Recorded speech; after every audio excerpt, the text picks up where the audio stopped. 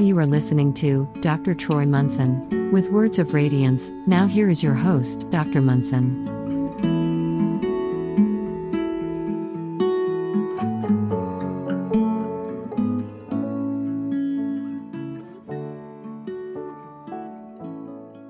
Hello and welcome, I'm Dr. Troy. Hung by the tongue. My goodness, who hasn't been around long enough to realize that we are our own worst enemies? And ultimately, I want to give you some ideas or clues in how to recognize belief systems that are running in our head. Now, we have a sound mind, believe it or not. But when we start creating belief systems and living by them, our mind now goes quite south. And it is all those little erroneous beliefs that we don't realize how powerful they can be, and they continue to replicate the weird crap that we keep getting in our lives. So let's talk about some of these things that I hear frequently from clients. I know I've mentioned in the past, I had a client come in one time, and within about 10 minutes, she told me that she was going to die 3 times. And once she was done, after she kind of explained her whole story and all the situation that was going on with her, I asked her, I said, "Do you realize that you told me 3 times you were going to die?" She goes, "I did?"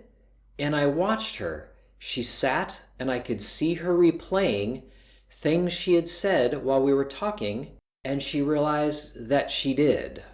Now, the average person will often just say, "No, I didn't," or they'll deny it, or they'll say, "Oh, it's meaningless." But she did not. She literally just pondered. And if we all did this more, we would find that there are a lot of dumb stuff coming out of the hole under our nose that has no business being in there. And if we looked at it directly, we would say, "What in the world? Where did that come from?" And of course, we would know where it came from. They're belief systems that we set up in our mind. And it's up to us to find them and to get rid of them. That is hugely powerful, by the way. And so here's some things that I hear often. "You kids are driving me crazy." "I'm so tired."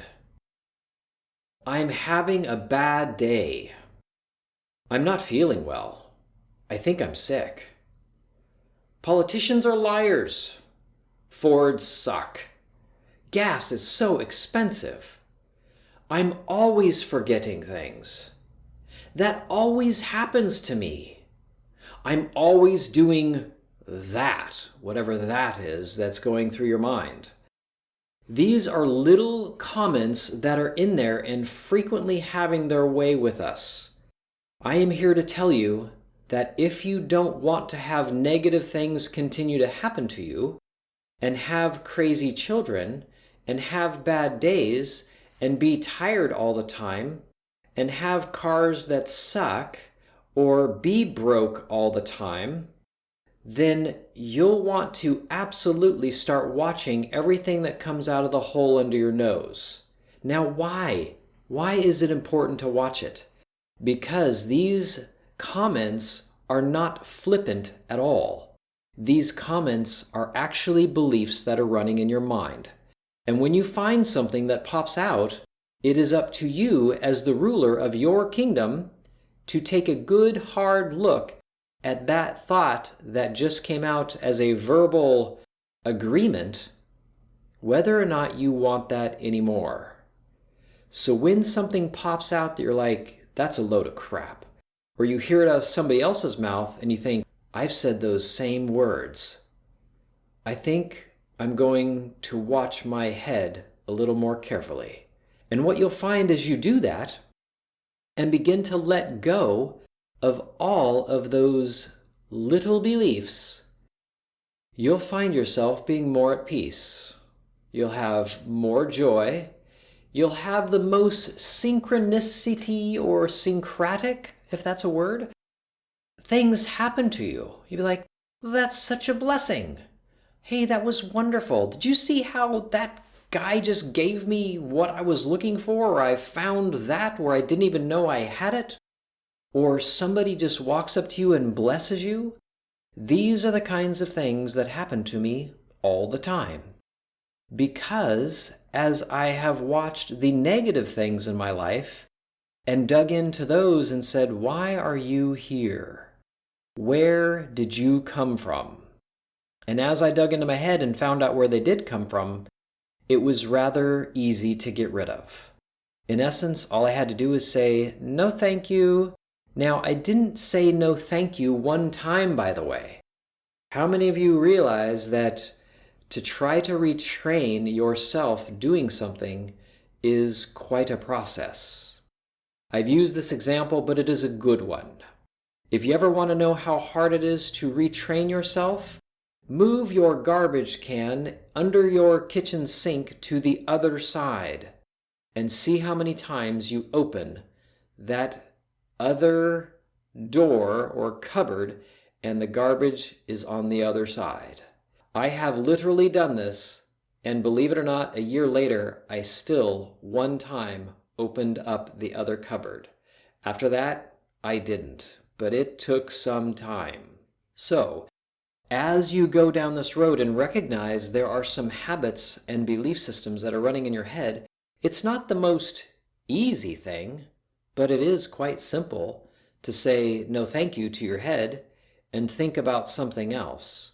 Even right now, you could have a certain train of thought and say, instead, I'm going to think of the color blue. Great. Now I'm going to think of a kitten. Now I'm going to think of an ice cream bar.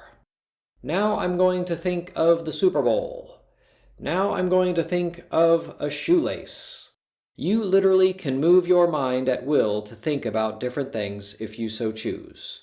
It is recognizing that you do have this power that actually gives you the power back.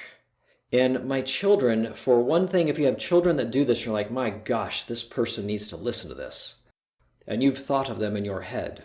I would hold up my finger and show it to my kids, and I'll say, tell my finger to move. And it wouldn't move. And then I would say, watch this. I would look at my finger and I would say, move, and it would move. And I would tell them, guess who makes all of your decisions? You do. I don't. You are in complete control of yourself or out of control as you wish, but you're still controlling the chaos or abdicating the throne and not controlling it, but that's still controlling. And so as my children grew up and they realized that they were in complete control of their emotional state and what they thought about, they began to decide better what they were thinking about and what they would not think about. Now, I did not learn this until I was 30. They are light years ahead of me. And if you're younger than that, kudos to you. This is your wake-up call. I welcome you into a beautiful, loving, peaceful, joyful, happy state of being. You can have it. It really is yours for the taking. Until next time, I'm Dr. Troy, and remember, you have nothing to do, only something to see.